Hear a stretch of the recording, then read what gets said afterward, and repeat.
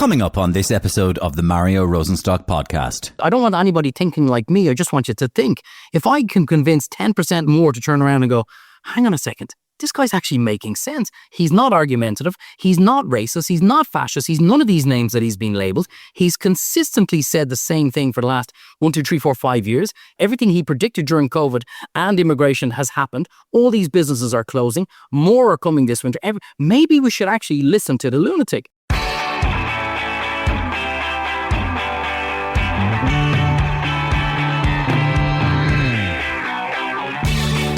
Paul Treyvaud is a man with a lot to say. A lot.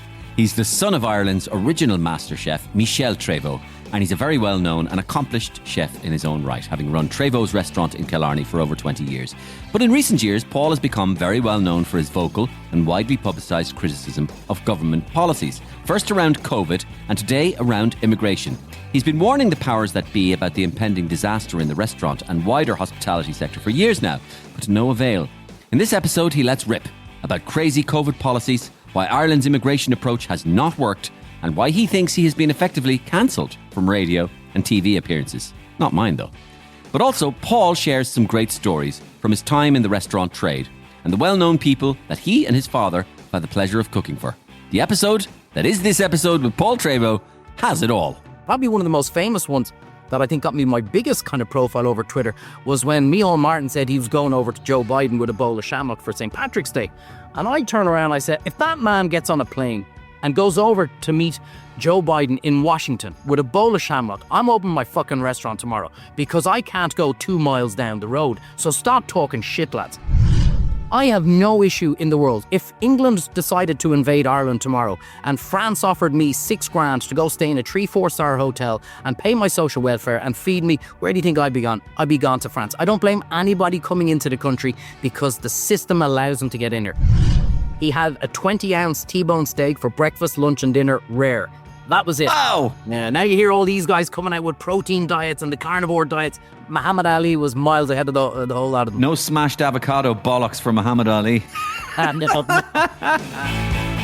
You don't want to miss my full chat with Paul Treyvaud, which is coming right up just after we cross over to another podcast, one of my favourites. It's the David McWilliams podcast. Students all over Ireland have been receiving their CAO offers this week, and this has brought David on a trip down memory lane. Oh, here we go, John. Ready to go, David? Locked and loaded. Okay, we talk about CAO and the Leaving Cert. That's really topical. How you doing? It's David here. And John. And it's the CAO time again, David. That's right, John. And as you might expect, I've always loved numbers. Yeah. How did you do in the CAO? Well, I did okay. I got into ESS. BESS as it's known now. Yeah, it's a great one. But behind the numbers, what economics can teach us is much more important about human behaviour. So I was thrilled to go to Trinity College, Dublin, a truly magnificent establishment, really is, and hub of pedagogy, if you like. But what was really impactful about my journey, and in fact my visit to Trinity, I remember the first week, the course was very interesting, but what I loved most was fucking Rag Week. Go away, Dave. And the fucking mayhem we caused, John.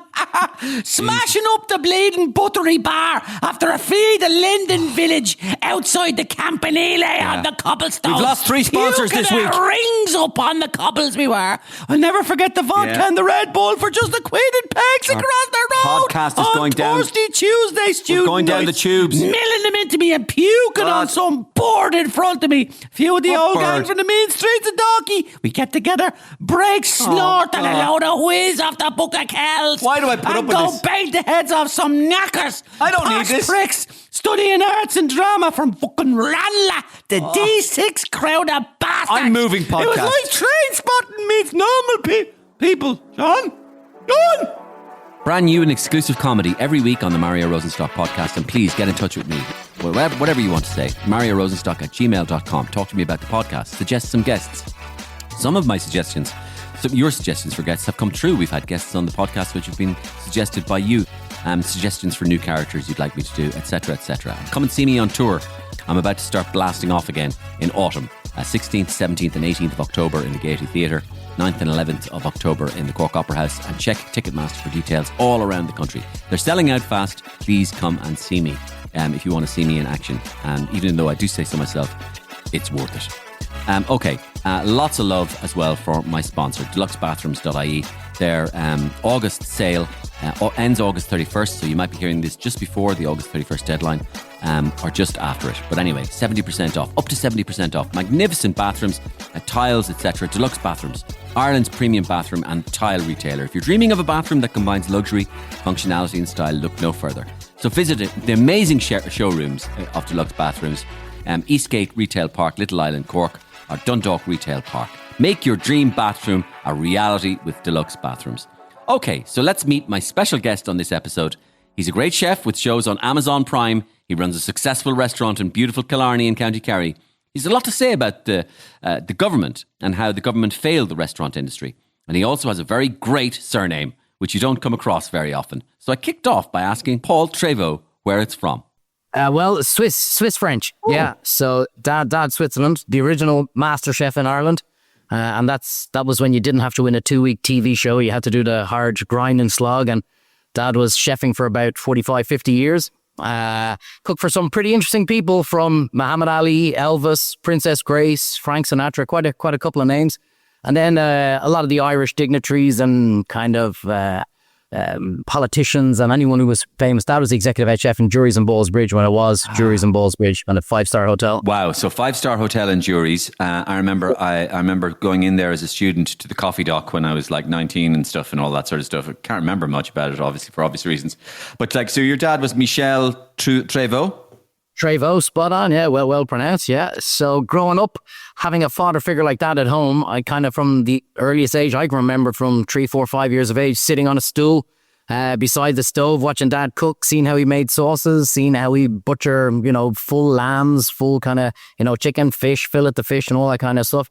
And the entire family got into hospitality. And of course, me being the baby, and Mom turns around and she goes, "Don't you let me down now. Don't you get into hospitality," which is the worst thing a mother could say to any kid. So that's exactly what I did. And so the fact that she told you not to do it meant you were definitely doing it. Yeah, absolutely. I mean, so any mothers listening, if you want your kid not to do something, tell them to do it. Then you'll do the opposite. But so I went to Carbery Street, did hotel management and business studies there for 4 years. And then kind of in between, I was heading off to Switzerland and other places around the world, working in some of the top restaurants, kitchens, hotels. And then came out of there with this piece of paper that said I was ready to run a hotel. So that's my background. Good. I don't want to leave that behind yet, because obviously your dad would have been head chef in Jury's Hotel during obviously a very poor time in cuisine terms in Ireland. I mean, I remember the most exotic thing you could ever have in Ireland was chicken Kiev. And this was before cafe latte, mochiata, stracciatella, all that sort of stuff iced. This was just like, give us a cup of coffee and a chicken Kiev, and people would go, "You have notions for ordering spaghetti bolognese." Like, do you remember that? But having said that, there were people like Sean Kinsella around running the Mirabeau, and there were Gilles Bowes was even probably a thing starting off around that similar time as well. So there were some famous names as well, weren't there? Yeah, no, absolutely. And some brilliant characters. But I owe the world an apology because it was my father who bought the first ever box of avocados. So all these bloody influencers are having avocado bag and everything. Sorry about that, guys. It's Dad's fault. And when he went into the market, this was back in the day. So you go into your market as the executive head chef. You go into the market and you say, "I'll have this," and then they deliver it out to it. And they didn't order in steaks. Like Dad, the kitchen was just insane. I remember being in it so many times in Juries. And they didn't order in steaks, they ordered in cows, they ordered in fish, they ordered in full sheep, they butchered everything down themselves, like true craftsmen. And so your father would butcher an animal? Oh yeah, absolutely. And he butchered quite a few in his day, I can tell you that. I remember his office was incredible. It was kind of on stilts in the middle of the kitchen in Juries. And I'd go in the back door all the time and I'd be standing up there and Dad would just kind of stand. It was just like a military gun to go. These guys were doing huge numbers. I'm talking of thousands of covers. As you said about the coffee dock, it was the only, I think it closed for 1 hour. In the evening from, I don't know what it was, probably for the chefs to have a few more beers before they went back to work again. But a different world back then. But and I'm standing there as a kid watching Dad, and whatever way Dad looked or moved or whatever, you could see all the chefs were shitting themselves like they were going, because this was literally run like a military. But that was back in the day when you got away with all this kind of stuff. So was he a hardcore dude? I mean, what kind of a personality was he? Was he more Gordon Ramsay than Gordon Lightfoot? Was he, was he calm and controlled, or was he military and loud and drill sergeanty? Was he capable of chucking up a guy against the wall and ramming his neck up against the wall and saying, "I want that, crudité done better," or whatever? Yeah, I mean, like the gas thing about that, and I think I got this from Dad actually, was that he just had to give the look, and everyone just went, "Oh shit!" Like, I mean, I better kind of do what this guy's, saying, before he even said anything. I never saw him lose the rag. It was too big of a machine to lose the rag, because I mean, if you had an executive chef there that was kind of people had no respect for, well, sure, God only knows what the hell will be going on. So, I mean, Dad I always say, he can't demand respect. You got to command it. And Dad was an expert at commanding respect. And even still to this day, I'm lucky. I mean, I tell my kids as well how lucky they are to have, a grandfather that they can still have stories and chat away to and everything, that, there's still suppliers from back in the day. And some of the names, Dad trained some of the, the most famous chefs that are on the go now at the moment. And, to have them text me, ring me, how's your dad getting on, and still talk about him, says all about the man. And he's still around. Still around, good. 88 this year, Mom 80. And in decent health.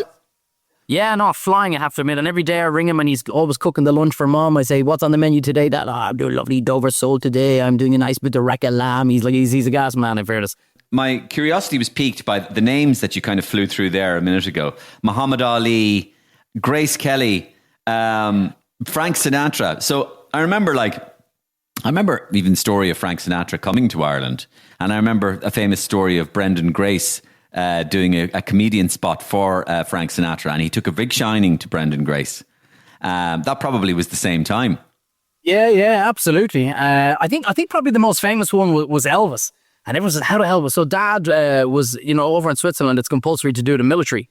And so, Dad was on the trains between Switzerland and Germany. And when Elvis came over, that's where he cooked from. And he cooked this dish of a wild guinea fowl with a wild forest mushroom sauce. Not a hamburger the way everyone thinks it was, but it was, a wild guinea fowl. So we had that dish on the menu for a very long time, the Elvis special. And unfortunately, our supplier went out with the wild guinea fowl. So you could get other stuff, but it wasn't as good quality. Muhammad Ali, 1972, fought Al Blue Lewis. That's right.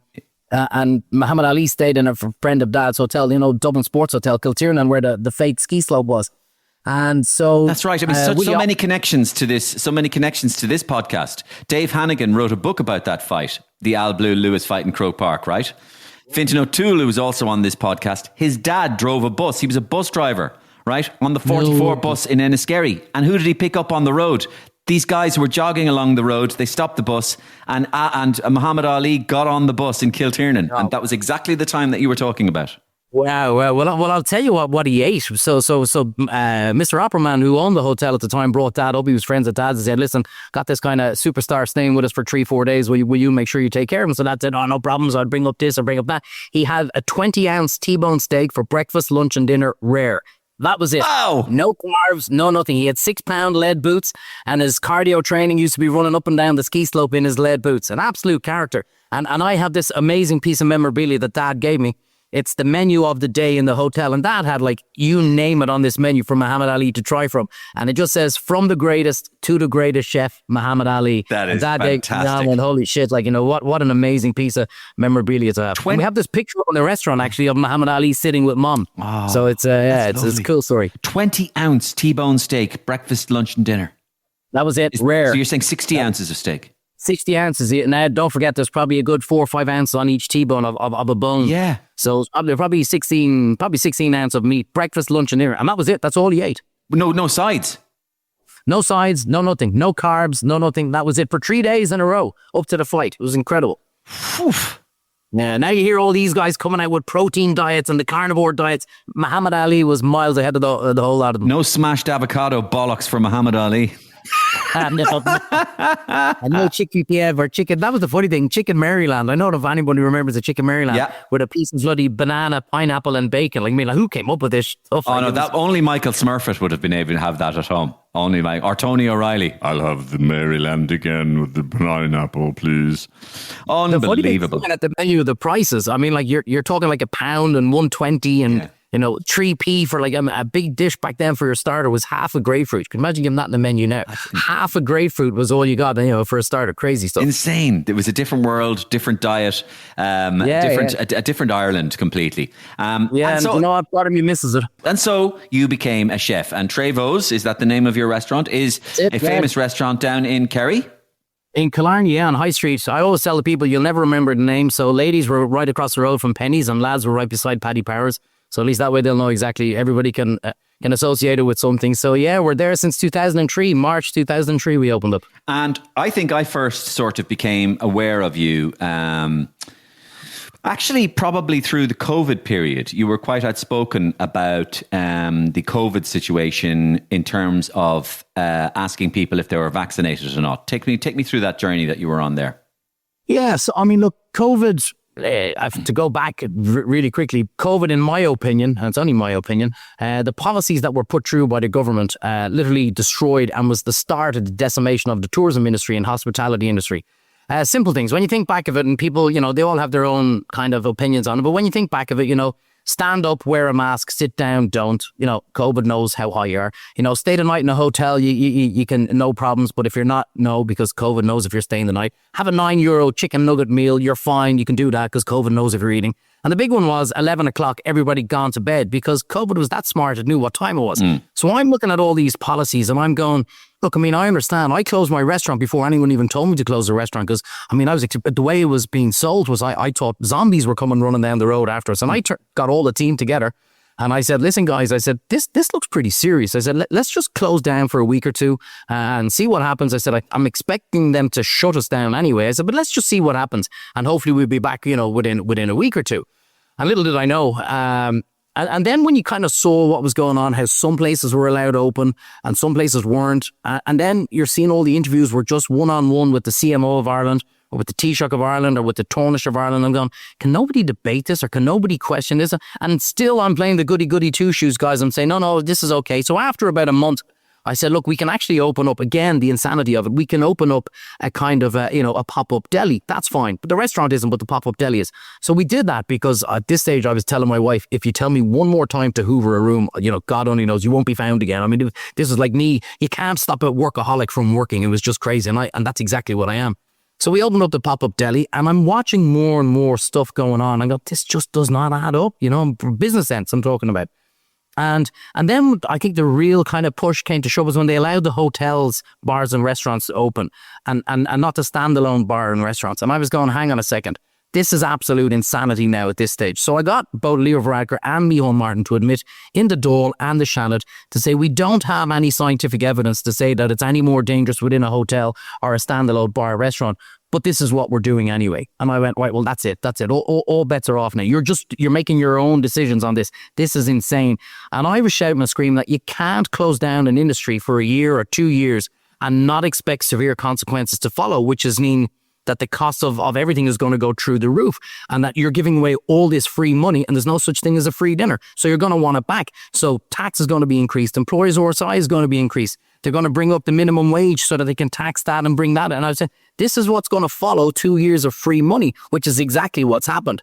And I was getting the usual shite from, some of the presenters on the RTs and, but you're not a qualified doctor. I said, I know I'm not a qualified doctor, but this guy is more qualified than our CMO who's come out of Harvard. How about you just put the two of them together? Because he's saying the complete opposite to what our CMO was saying. And no, shut up. And that was the kind of the start of the beginning of my cancellation, I'd say, was because they couldn't argue with me and all I was doing was asking questions. I was going, look, so I wasn't coming on COVID, nonsense and the jab, 5G, any of that kind of shit. I was just asking questions going, are you sure? Because you're telling me that the supermarkets can open, but we got to close off the toy part because, we can't have the kids getting the toys, but it's okay for everyone to walk around. And I have an 80-seater restaurant. Just let me have 20 in it. I'll put 2 here, 4 there. And if you allow me do that, 2-3 sittings, I don't need any of your free money because I don't want it. I don't want to be dependent on the state because I know what follows when that happens, which is exactly what happened. But my one big mistake, which is what I really learned in COVID, is year one, when they kept all the bars closed, for a 2-week period, bars were allowed open for maybe 1 or 2 weeks. And in the first year, the crazy policies were that you could only stay for an hour and 45 minutes and that you had to be gone by 11. So I was going, look, it's 6 p.m. sitting. Sorry, guys, you got to be gone by 7:45, you know, and that gives me time to turn around for 8 o'clock. And then the 8 o'clock sitting will come in. I say, listen, lads, I don't give a shite as long as you're gone by 11, because you got to be gone by 11. So they were saying, can we have another bottle of wine because we have nowhere to go? And I was going, yeah. And I was going, geez, this is great. My drink sales went through the roof. And it's all fantastic. Until year 2, when they shut us down as well, full time. And I went, do you know what? What a mistake I made. I should have stood with all the bar owners on year 1 and said, no, I'm fighting with these guys. No, let's take the fight together. Because now what they've done is they've separated us. And because I didn't stand with the bars, well, then I couldn't ask anybody to stand with me on year 2 when we were shut down as well. So if I learned anything from the whole COVID debacle, is that even if you're affected or if you're not affected with what's going on, if you have one particular industry that are, you know, hand on heart and really passionate about what they're saying, look, this is wrong, stand with the guy. Even if you're not affected, stand with him, because that's the only way things change. And I think that mentality and that attitude really brought on the ultimate cancellation of me from TV and radio. Okay. Really, nearly everything you've said there, I think, is very reasonable. It really is. And I think in retrospect, we are still in a kind of a PTSD stroke denial about what happened during COVID. Hence the idea that a lot of times when you bring up COVID, people go, oh, Jesus, don't say that. We don't want to talk about that anymore. And there's a certain amount of truth in that because we don't want to remember it. We want to move on. But there's also a certain amount of denial in it. And the denial concerns what now appear to be irrefutable evidence, and natural irrefutable evidence, that there were so many mistakes made. In my view, they're understandable mistakes. It's almost impossible to control a situation like that. These guys, Leo Varadkar and Michel Martin, they also are not doctors. They're taking advice, rumination and consultation from all sorts of other people, and they're just then enacting it. Something has to be done. It's going to be rough around the edges. It's going to be really, really flawed. It is accepted as such. I don't think they particularly want to talk about how wrong they were. You know, I mean, you're not going to find politicians admitting that they were wrong at the best of times. To admit that they were wrong 4 years ago, they're not really into that either. You know, they're not into really having a tribunal and going, we ballsed everything up. Okay. Probably one of the things that was most interesting, though, about kind of what you said was this idea that we were being told stuff by scientists, yet in true scientific fashion, we weren't allowed to question the scientists. And that's, of course, exactly what science is supposed to be. Science is supposed to be test, result, question the result, question the test, and move on. We were not allowed to question anything. Nobody was allowed to question anything, which is completely unscientific. To which extent, science was actually being treated like the thing we feared most, a religion. These guys might as well have been going around with cones on their head because they were treated like religious overlords, which is, of course, the last thing they should be treated as. So the whole thing was upside down. And, of course, there's an enormous amount of sense, bizarre, absurd, surreal sense about what you said. And I don't think anybody could deny that. Having said that, your view, just to finish this particular area of the COVID thing, did that pour over into your views regarding the disease itself? So, for example, you know, sometimes when you fall down on one side of the fence and you're kind of there, I'm Paul Treyvaud, they're wrecking my business, I'm outspoken, a lot of people are telling me I'm right, a lot of people common sense are saying I'm right. I'm going to fall into kinship now with other people, and those other people are there like, yeah, the vaccine is bollocks as well, and fucking chemtrails are real, a man didn't land on the moon, and Neil Armstrong was on COVID there. And all this sort of stuff. So I'm wondering, did that happen to you? Did you turn into a total nutcase? Am I talking to a spannerhead at the moment? Well, you are talking to a total nutcase, but thankfully none of those. I mean, look, there's no doubt. Well, I put myself out there. I was being approached by so many guys. You know, Bill Gates knows your number now. You know that if you got the jab and all, will you put that on your Twitter because you have such a following? And I was going, you're all right, mate. And you know, and the Earth is flat. And I was going, well, if Earth was flat, cats would have pushed everything off it by now. So I'm not so sure about that. You know, and the moon. And I was going, look, I can understand how people come up with all these ideas. The problem. So I'm a firm believer that, you know, the reason why people start doubting and start questioning is because of how it's handled by the government. And if the government give you, and I agree 1,000% what you say, nobody knew what was coming and everybody did what they thought was right at the time. But now all of a sudden you started getting Billy Big Balls going around here. Like, remember Michael Jackson was in a famous interview and he realized that every time he moved, the paparazzi were taking his photo. So he he'd do this and he'd put his hands up and he'd turn his head to the side and everyone would be clicking. So I think these guys now turn around and say, well, let's actually see, how much we can push on this. This is my own opinion, that they were some of the policies and some of the regulations we had to do were just absolutely stupid. Probably one of the most famous ones that I think got me my biggest kind of profile over Twitter was when Michel Martin said he was going over to Joe Biden with a bowl of shamrock for St. Patrick's Day. And I turn around and I said, if that man gets on a plane and goes over to meet Joe Biden in Washington with a bowl of shamrock, I'm opening my fucking restaurant tomorrow because I can't go 2 miles down the road. So stop talking shit, lads. And I turn around and I just went, do you know what, actually, as soon as I said that out loud, I just went, that defines the insanity of it. There's no denying. It's like, try argue drink driving with somebody who's lost a loved one to somebody who was knocked them over that was drunk driving. So how do you argue COVID with somebody who lost somebody from COVID? There's no doubt COVID was a serious virus, 100%. It was so serious you had to get tested to see if you had it. And it was so serious that the virus that they said didn't do anything that they're the big things, in my opinion. Here's what the vaccine is going to do. And it didn't do what it said. And then the last line, and I'll never forget this, and people have to be reminded of this. No symptoms is a symptom. And I went, for fuck's sake, guys, you're just ticking every box asymptomatic. Here. Yeah, so if I don't have it, no, you do. How do you know? Because you're not showing you have it. I said, fuck off, come on. You're taking the piss now. And as we went on and on and on, I was kind of going, now, I didn't fall down any rabbit holes. I had guys turn around and say, here, do you need to see my vaccine passport? And I said, no, I don't give a shite. Come on in, you're in the restaurant. I didn't ask for anybody's vaccine passport. However, I had to, when my staff were coming in, I turned around and said, you guys aren't going to get in trouble. And if somebody picked up the phone saying, we need a vaccine passport to come into your restaurant, I was going, look, it's not me who sets the rules and regulations, because I was getting all kinds of fucking nut jobs, trying to catch me out and put it all over the press. And the last thing I was going to have was somebody walk in, because we'd already put the livelihoods of our staff under risk by shutting them down. When we stayed open and I took the hit, I paid them all the wages that they were due. So we got the PUP, which was, the pandemic money, and I topped it up so none of my staff were down money, because I said to the guys, under no circumstances are you guys going to be out of pocket. So I took the hit. The return investment I got was I still have the exact same team right now. The greatest team ever, because they saw what I would do for them. My issue is, and we can move on to this or talk about it later on, is that I agree that yes, lessons will be learned, that famous story that they say, but they're doing the exact same thing now with immigration. They're not listening to the people who are on the ground saying, you're destroying my industry, you're destroying my business from your policies on immigration. So we don't need to go back to COVID, but can we please learn something? At least listen to the nut job and let him say what he has to say. And if it makes sense, and if people agree with him, well then maybe we need to address this seriousness. So we've taken so much of our tourist accommodation out now with the immigration issues, and this is absolutely decimating small towns and villages all around the country. Okay, yeah, explain to me more then your position on the failed immigration policies. Your position is that the occupation in these hotels is destroying the tourist industry. Yeah, look, it doesn't take a genius to figure it out. You replace tourists with non-tourists, well then tourism goes down. And the whole thing, think about this again. We could issue a passport that you had to have during COVID if you wanted to go to Spain or France or Greece, whatever, on holidays. Literally overnight, we had this technology to do.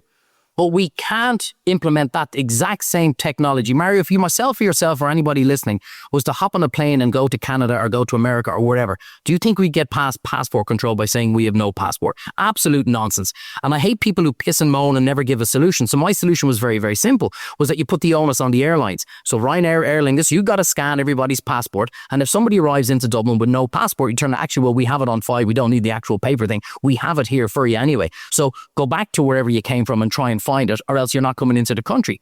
And history has an awful habit of repeating itself. And back in the 70s and 80s, when Cuba and America kissed and made up, Castro turned around and went, brilliant, empty the prisons, empty the lunatic asylum. Up you go there, guys, and you can stay there for as long as you want. And if you come back here, well, it's not going to end too well for you. We have a situation throughout Europe now with all the European nations involved in the EU, where over 25 countries can now turn around and empty their prison cells and empty their lunatic asylums. I'm not saying every immigrant. My father's an immigrant. This is what always pisses them off when they go, you're obviously anti-immigrant. No, I still love my dad. He's still great. I'm not anti-immigrant, but I'm anti-people who are coming in here, taking the absolute piss out of you and me, who are working our asses off, trying to provide for our families, and all of a sudden that money is being passed over to pay for guys who shouldn't be here. And again, we have a government who tried to turn around and label you everything. I've called every name. I think it was about 3 or 4 months when I realised population of Killarney had increased by 17%.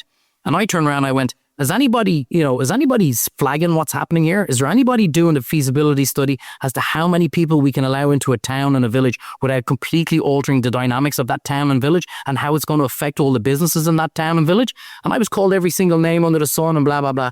And then all of a sudden, because it wasn't affecting Dublin people as much because they couldn't see it as much. You get a small town like Killarney, I remember, this is a funny story. There's a guy, and people, it's not racist, it's just a funny story.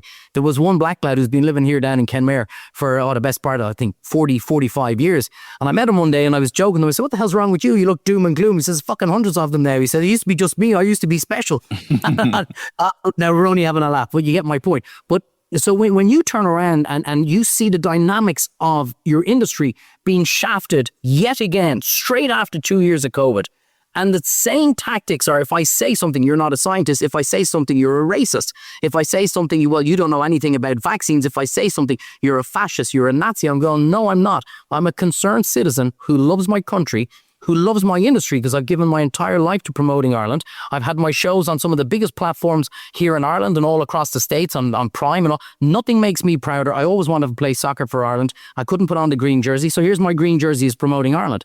And I'm just saying, this is not right. You're going to absolutely... And people don't realise the indirect knock-on that it has on tourism. So my painter and decorator says, you're not talking to me anymore. It's been 3 years. Man, I'm doing it myself. Because my business is so down, I can't afford to pay the £1 or £2 that is to get you in. So I'm just doing myself. Taxi driver, what's the story? The tour guides, the musicians. Am I not playing in your restaurant or your bar? No, I don't need you anymore. So the bar is empty. Okay. In relation, and that's what we. In relation, then, just to be more specific, then, about the immigration. In relation to the immigration policies or the immigration practice that's being pursued at the moment in Ireland, what is to you identifiably wrong, and how should it be changed? If you haven't already said it there, but what, for example, so you are not, so for example, I presume you are not against Ireland as a member of the European Union helping to shelter people from war-torn countries or like, for example, Ukraine, etc. I presume. 100%. I mean, look, of course we do that. We're human beings and we take care of legitimate people who need legitimate help. But I'm not going to be so naive to turn around and say that a lot of these guys have come in here for economic reasons. And the government have now admitted that themselves, that 80% of what's here are here basically economic migrants. Okay, so let me cut it down then to its basic element. So are you saying that basically the word has gone around the continent, the world, that Ireland could be a good place to go to? They have a good social welfare system. They will allow any of us in, even though we are not from a war-torn place, and we will be able to go there and maybe skive off the system. Is that what you're saying? I mean, I would back that up in the sense that if you are, because, I mean, like, people have made the point, if you're from Albania, like, people have used the case of young 21-year-old males from Albania in large numbers of them, and you're going, well, why are there 21-year-old males from Albania in this country? What are they fleeing that we need to protect them from? Is that one of when you look at they turn around and say, look, so many of these are coming down through Northern Ireland, through the border there, and we cannot police the border. I mean, that's a load of bollocks. And how do we know that? Well, we could do it for cattle and sheep back in foot and mouth. So don't tell me you can't do something that you've already done before. It can be done. I have no issue in the world. If England decided to invade Ireland tomorrow and France offered me $6,000 to go stay in a 3-4-star hotel and pay my social welfare and feed me, where do you think I'd be gone? I'd be gone to France. I don't blame anybody coming into the country because the system allows them to get in here. I don't blame any accommodation provider who is making insane amount of money by housing these people in their hotels and guest houses and hostels all around the country, because they're basically getting a mini Euro Millions windfall every year for the foreseeable future. I don't blame anybody who's doing that. You'd be crazy. I'm not going to be hypocritical. If I did 200-bedroom hotel, I'm pretty sure I'd probably avail of the money too as well.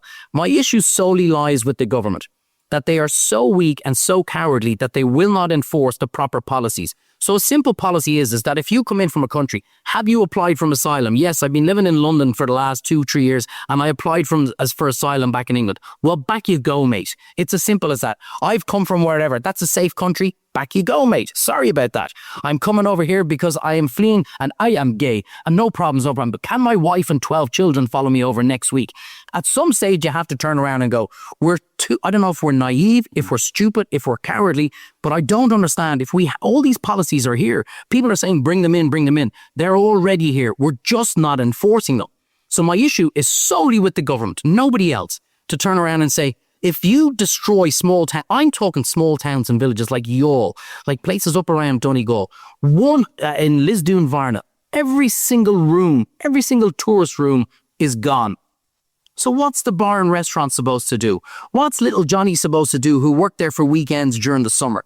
Derrynan Hotel, gone. What are the local people? And don't forget what Leo Varadkar said, and I'll never forget, he said, nobody has a veto on who comes into their town and village, but he does. Like, with the greatest respect, fuck off, Leo. Mm-hmm. Because I tell you what happens with this government is because they come and go. They continuously change, as we're seeing already now at the moment. The people of the towns and villages are there, and they never leave. And I'm seeing businesses close down every single week at the moment because of lack of tourism, lack of business. I'm seeing now parents who are second, third generation business owners. It's impossible to hand that on to the next generation because there's no money to be made. So they can't pass that family business on to the next generation because the maths don't add up. Okay. At what stage do you turn around and say, listen, I'm a proud Irishman. I love my country. I love everything about the Irishness. And what I'm seeing is altering the dynamics of how we're perceived throughout the entire world. And we need to put an end to that. We need to bring Irish back. You're a well-established businessman from a line of business people, following in your dad's footsteps. To me, you sound reasonable, articulate, and responsible. How on earth can you be cancelled? What is your experience of cancellation in inverted commas? So it's very easy. Like, I've been doing media for, I don't know, about 10, 15 months. I had no official training or any of that kind of stuff. I started off, it was funny, 2008, we had the big crash. 2010, we had our first real bad winter. Back in the day when there was no climate change, it was just winter. And we started getting cancellation after cancellation for the snow. Typical Ireland, it's snow. You're not booked in for another 2 weeks. I know, but sure, the snow could still be there. I'm thinking, for Christ's sakes. So I ended up going up the top of the Kerry Mountains with a real shitty flip over phone with my restaurant manager, pair of shorts, t-shirt, no socks, in the snow, minus 10 degrees. And I cooked up a little bit of scallops, black pudding, and I called it freezing my scallops off. And I uploaded it onto Facebook, and all of a sudden it got like about 500,000 views. Back then, that's when 500,000 views was pretty good. And all of a sudden that kind of kick-started off. So I said, look, I better keep going. So I cooked a quail up a tree because I said nobody's ever cooked up a tree. So I was doing all this mad crazy stuff. Anyway, started getting all the attention. I came second in this big online platform with Jamie Oliver and Simon Cowell on The World's Got Talent on YouTube. And that ultimately got me onto Irish TV, which then brought me onto TV3 and Virgin Media. And then I was doing a couple of things on the Today Show and RT and all that kind of stuff. As I was making all these relationships with the stations and the channels and everybody who was bringing me on, I was obviously making all the relationships with all the producers and all the researchers and all that. These are the guys who were ringing me up beforehand. And I noticed it in COVID when I came out that thing about Michel Martin, I got a phone call from the Claire Byrne show to say, listen, we want to do an exclusive with you on this story tomorrow morning. And I went, oh, fantastic. And I had a picture of Claire Byrne up in the restaurant when she was in. It now says Claire Byrne was here. I said, fuck that. I said, she's after what she did to me anyway. So I said, we're doing an exclusive, no problems. Don't talk to anyone. I said, geez, this is all over Twitter. I said, like, everybody's talking about this. I said, yeah, no, keep it quiet. It's all right, guy, no problem. So I turned down so many radio interviews and everything. And 5 minutes before I was supposed to go on the following morning, researcher calls me up and he goes, listen, Paul, change of plan. We're going to, and I said, well, we have another restaurant on. And I went, whoa. Did he say if fucking Michel Martin goes to America, he's going to open up? Because I'm the one who said it. So basically what they did was they tried to, well, again, this is down the rabbit hole, but they tried to suppress me from being on the media for an entire 24 hours and hope that was going to pass over. A bit like Simon Harris at the moment. Let's hope it all blows over. And I turned around and went, how are you cancelling me? Primetime ring me, because I tweeted. I said, I don't believe it. They're after cancelling me. Fuck them. Something like that is what I said. Primetime ring me then and say, we see you've been cancelled. Will you do I said, there's no exclusives with you guys. I'll do it tonight. And I said, but I have a load of radio interviews lined up. So I did it, and I did it with Primetime. And I actually probably got more airtime because of Claire Byrne cancelling me. And So that was the first instance of how I realized I was being kind of quietened and shut up. Then all of a sudden I was supposed to be on other radio stations, whatever, big radio stations. And all of a sudden I was, listen, we can't do it. And I was, what the hell's going on here? And then the researchers and the producers started to ring me saying they can't argue with you, Paul. I said, what do you mean? I said, they can't argue with you. You're not coming across like a lunatic about don't get the jab. Bill Gates will be able to program you and all this kind of shit. You're just talking sense. You're asking questions and they can't argue. I think, and again, this is just my own opinion, you've got 20% of the people who believe that side of the story, and you've got 20% of the people who believe the other side of the story. And you've got a big 60% who aren't too sure on how to think. They haven't read the facts. They're not interested in looking at the facts. And if you get somebody, apparently I'm quite persuasive, apparently I can talk a good show. If you have somebody that comes in and talks sense, that turns around and goes, hang on a second, like take the mask thing, for example, stand up, mask, sit down, no mask. Yeah, actually, do you know what? He's right. Masks are a load of bollocks. Now, if we're pushing something that we have to all wear masks, I can understand why they don't want me turning around questioning it.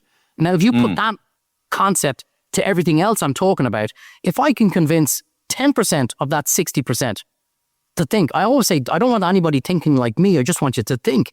If I can convince 10% more to turn around and go, hang on a second, this guy's actually making sense. He's not argumentative. He's not racist. He's not fascist. He's none of these names that he's been labeled. He's consistently said the same thing for the last 1, 2, 3, 4, 5 years. He's actually turned out everything he predicted during COVID and immigration has happened. All these businesses are closing. More are coming this winter. Maybe we should actually listen to the lunatic. Maybe the guy actually is onto something. And I think that's why I was cancelled. When you think back during COVID, the media had one customer and it was the government because nobody else was advertising. Yeah.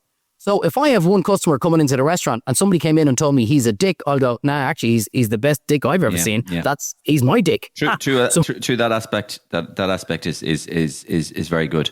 I mean, so just to jump for a second, because would you now not be called to be a spokesperson on RTE or News Talk or other mainstream media outlets to discuss the existential crisis that you believe the restaurant industry is facing?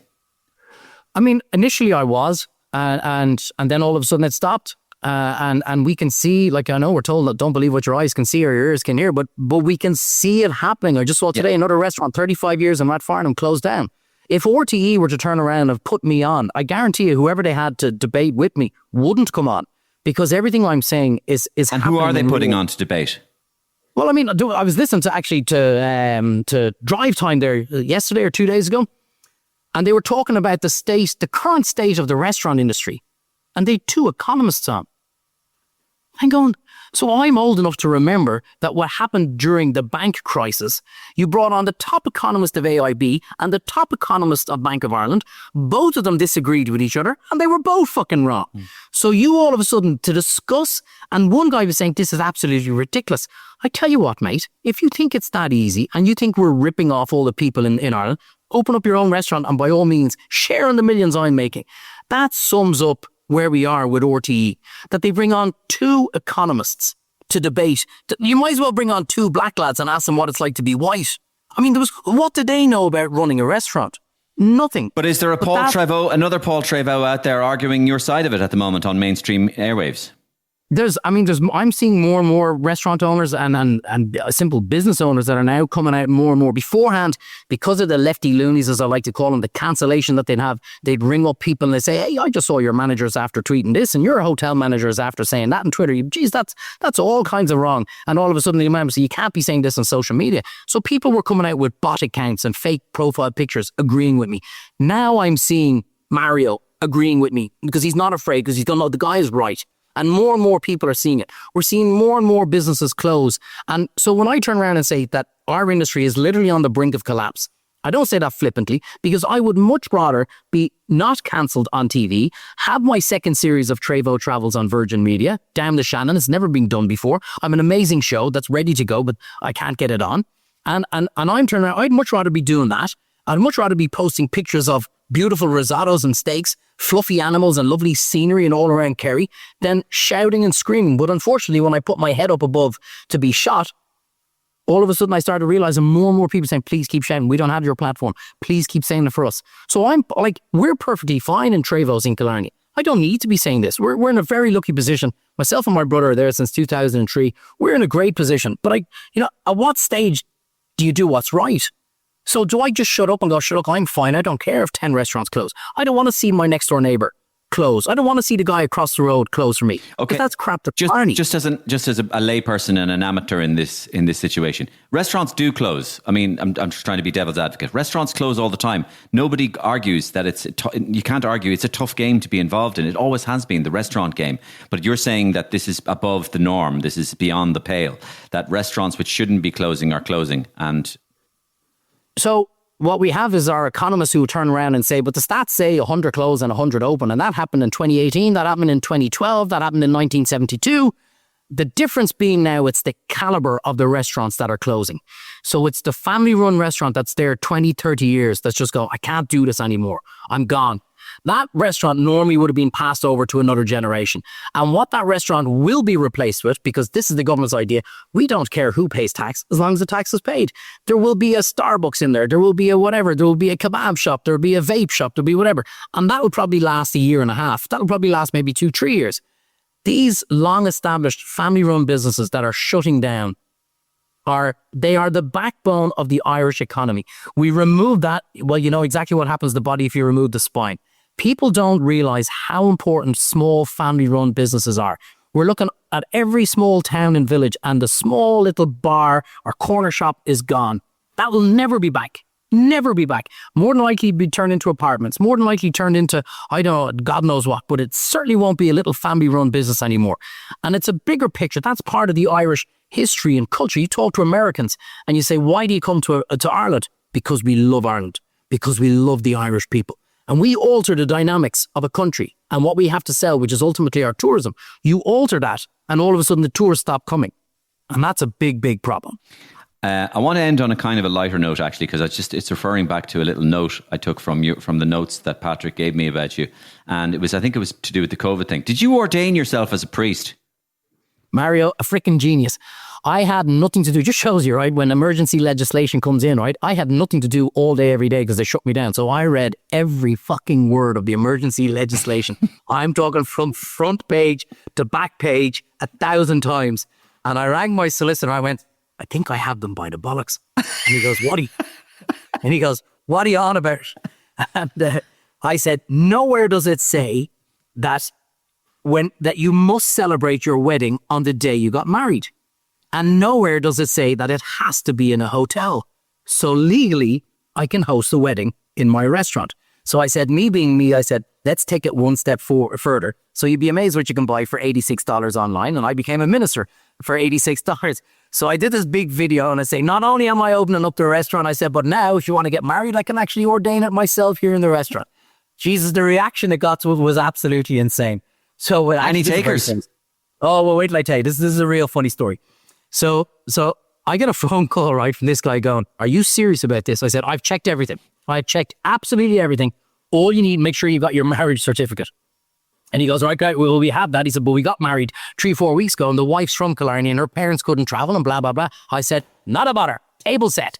So I said, all right, Grant. So he rings me up the day afterwards and he goes, I got to ask you a question. I said, oh shit, he's got to cancel. He goes, do you mind if we dress up? Oh, shit, this is brilliant. So you're going to come in your wedding dress and your suit and your parents. Oh, yeah. And he said, and there'll be 6 of us. I said, there will there should be 6. I said, the maximum I can put in is 50. I said, I'll have about 34. I said, if I have 34 the ground floor, dinner's on me. So they arrive in. Anyway, I get a phone call. I won't mention any names, but I get a phone call from the powers that be. If you do that, we're going to arrest you. And I went, well, just make sure, because I'm going to have a camera. When I walk out of my restaurant in handcuffs, I'm going to say, look what they're trying to do. They're trying to kill small businesses. I said, I'm going to make a mockery of you. Arrest me all you want. He says, we can't have you doing this. I went, why not? Because if you do this and get away with it, everyone's doing it. And I went, why the fuck do you think I'm doing it? So I did it. The boys walked by, looked in the window, and I caught them out of the corner of my eye. And I said, shit, everybody, let us pray. And and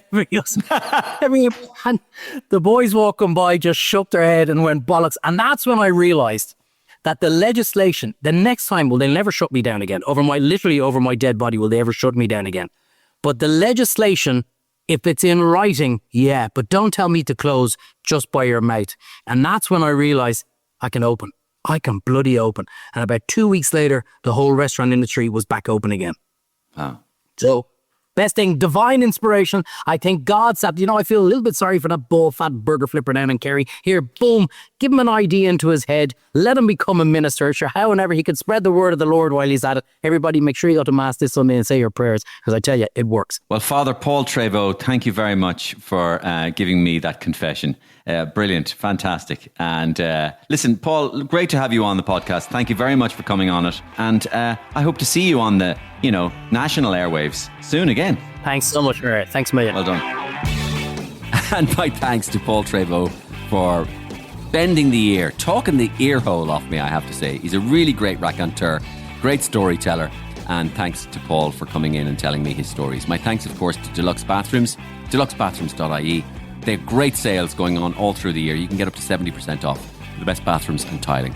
And of course, my thanks to you, the listener, the most important element of this.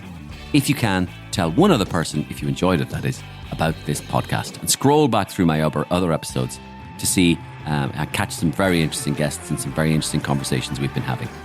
Thanks again. See you same time, same place next week.